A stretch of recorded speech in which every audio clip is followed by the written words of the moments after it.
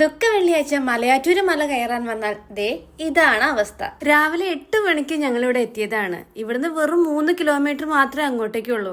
പക്ഷെ full block, വണ്ടി അനങ്ങുന്നേ ഇല്ല. സാധാരണ ഞങ്ങൾ എല്ലാ ഓശാന ഞായറാഴ്ചയാണ് മല കയറാൻ വരാറ്. ദുഃഖ വെള്ളിയാഴ്ച ആദ്യമായിട്ട് വരാം കേട്ടോ. അപ്പോഴാണെങ്കിലോ നല്ല തിരക്കായിരുന്നു. 8 മണിക്ക് ബ്ലോക്കിൽ കിടന്ന ഞങ്ങൾ ഇവിടെ എത്തിയപ്പോൾ 12 മണിയായി. അപ്പോൾ ഈ സമയത്തൊക്കെ പല സ്ഥലങ്ങളിലായിട്ട് നേർച്ചക്കഞ്ഞി വിതരണം ചെയ്യുന്നുണ്ട്.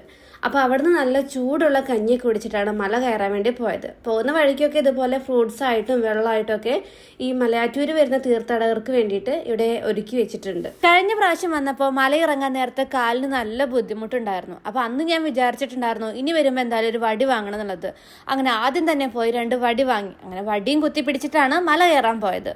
അങ്ങനെ പൊന്നും കുരിശ് മുത്തപ്പ കാത്തോളണേ എന്ന് പറഞ്ഞ് മല കയറാൻ തുടങ്ങി.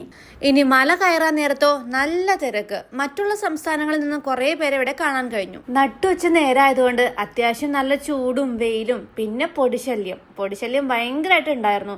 മല കയറാനും ഇറങ്ങാനും വലിയ ബുദ്ധിമുട്ട് തോന്നിച്ചില്ല. പക്ഷേ ഈ പൊടിയുടെ ശല്യം കൊണ്ട് നമുക്ക് ഭയങ്കര ബുദ്ധിമുട്ടായിരുന്നു. 12ാം സ്ഥലം എത്തിയപ്പോഴത്തേക്കും ആകെ ക്ഷീണിച്ചു പോയി. അപ്പൊ കുറച്ചുനേരം ഇരുന്ന് വെള്ളം കുടിച്ചിട്ടാണ് പിന്നെ മല കയറാൻ വേണ്ടി പോയത്.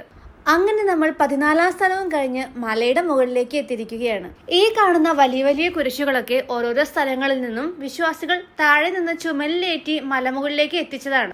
അങ്ങനെ മുത്തപ്പനെ കണ്ട് തൊട്ട് മുത്താൻ നോക്കിയപ്പോൾ അവിടെ നല്ല തിരക്കായിരുന്നു. ഇവിടെ മാർക്ക് ചെയ്താണ് തോമാസ് ലീഹായുടെ പാദമുദ്ര പതിഞ്ഞ സ്ഥലം. അതിനുശേഷം നമ്മൾ ആന കുത്തിയ പള്ളിയും അതേപോലെ സ്വർണ്ണക്കുരിശും കണ്ട് പിന്നെ പള്ളിയിൽ കയറി കുറച്ചു നേരം പ്രാർത്ഥിച്ചതിന് ശേഷമാണ് നമ്മൾ മലയിറങ്ങിയത്. എന്തായാലും അടുത്ത പ്രാവശ്യവും ഇതുപോലെ ബുദ്ധിമുട്ടില്ലാതെ മല കയറാൻ മുത്തപ്പൻ അനുഗ്രഹിക്കുമെന്ന വിശ്വാസത്തോട് കൂടിയിട്ട് നമുക്ക് അടുത്ത വീഡിയോയിൽ കാണാം കേട്ടോ.